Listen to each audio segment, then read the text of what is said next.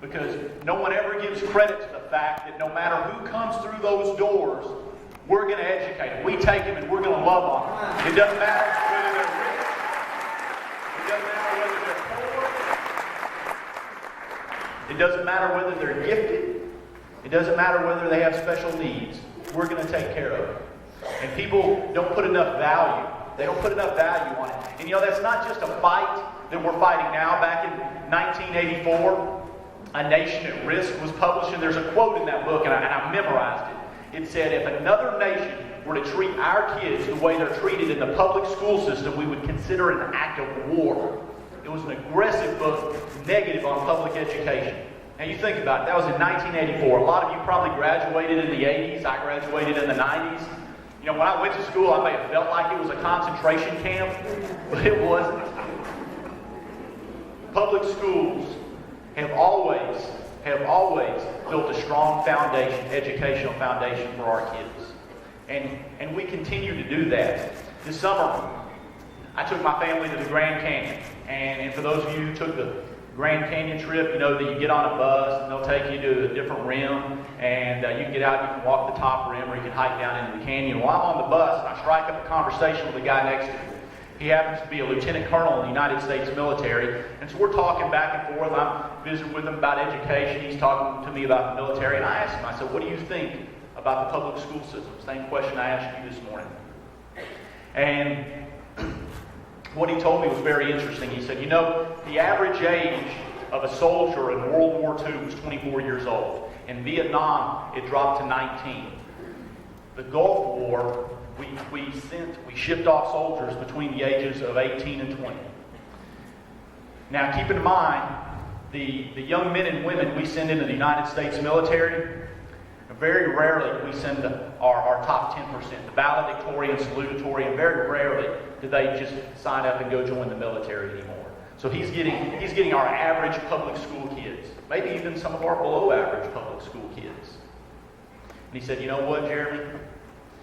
These kids at 18 years old, they come in, they operate multi-million-dollar equipment, drones, aircraft, tanks.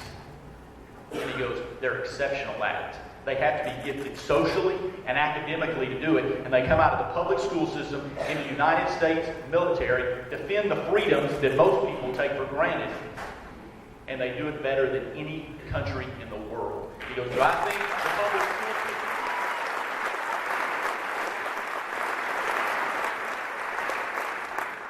He said, do I think the public school system does a great job? He goes, no. They are the best. They do an outstanding job. And I'm so proud of that. And as I look up on stage at our school board, Ms. Coleman made a statement earlier. She said, we want to make sure our teachers feel supported. And I can tell you, since she's taken the presidency, she has pounded that into me and our administrative team. She wants our teachers to feel supported because she was a teacher. And if you look across at all our board members have either been teachers or their spouse has been a teacher. They all have somebody in education that, for the most part, probably that has worked in this district. So they care deeply about you guys. They care deeply about you guys. And they don't just want what we talk about to be rhetoric. A couple of examples. And I'll tell you, as we continue to build this thing and we make changes, I know people are going to get upset. You can't make everybody happy. And I go back to a John Wooden quote. He said, good things take time. And I believe that we're kind of on that track. We did some things last year. We have some things coming. I remember last year we were doing tribal council, and I was at one of the campuses, and I left that campus early. And I ended up getting a call back at my office saying there's some teachers that are kind of upset that you left early. Some of those teachers are probably here. Where you at? They're raising their hands in the back.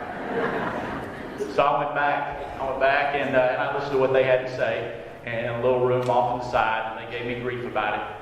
And, it doesn't always work this way, but Clift Elementary, you're getting your playground this year.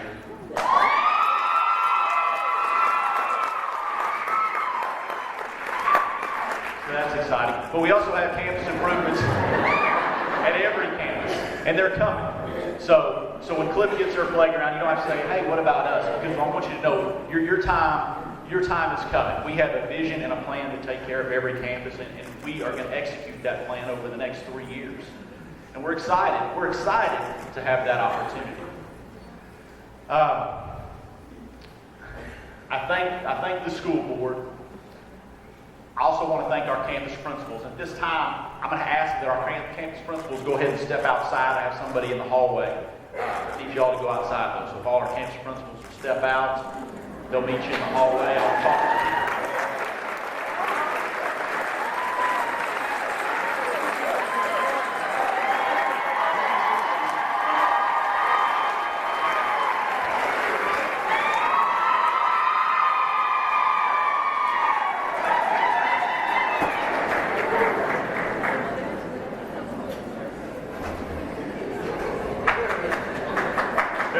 What in the world is he going to tell them? Okay. So in the spirit of what the board has charged our leadership with, taking care of our staff, making sure that you have what you need in your classrooms, we sat down as a leadership team. And this was, I guess, the beginning of the summer. It was our last VLT meeting of the year. And asked the campus principals, what do your teachers need to be successful in the classroom? What can we do to help our staff? And they gave us a laundry list. We need this, we need that. It was really more stuff than we could feasibly do.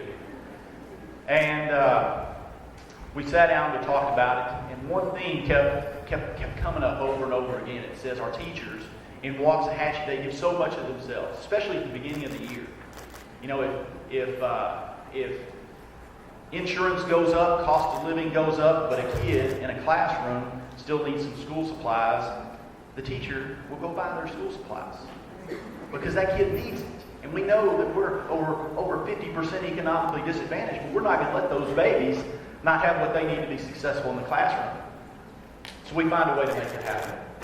Our teachers find a way to make it happen. And as administrators, this is your campus principals talking, we wish there was something that we could do about that to help them out, to get them what they need. And in the PO process, you know, they need a tub for a science project or something, and so they want to run to Walmart and just pick it up, but the PO process, my gosh, by the time you fill that thing out, get it through, it's 3 weeks down the road, and you're not able, you might as well just go buy it yourself. It's not even worth going through the process. You know what I'm talking about? I heard an amen.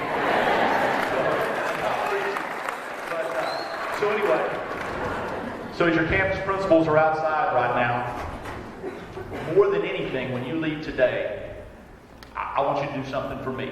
And then I'm going to tell you what they did for you in return. Be sure to thank a school board member, and be sure to thank your campus principal, because I'm about to shut up. And you guys, we've allocated $100 for every classroom, so every teacher is about to walk over to Walmart, buy whatever you need for your classroom.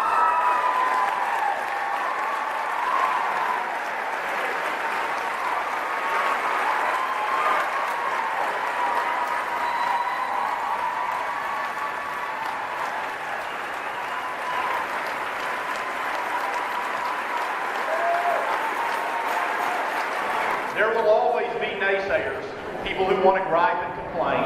And I'll leave you with this. It's a quote from Dr. Martin Luther King Jr. He said that darkness will never overcome darkness, only light can do that. And hate will never overcome hate, only love can do that. We love you guys. Thank you for loving our kids. Go get some money. Super surprise. We're very excited to get all the supplies we need for our students in our classrooms. Thanks, WISD.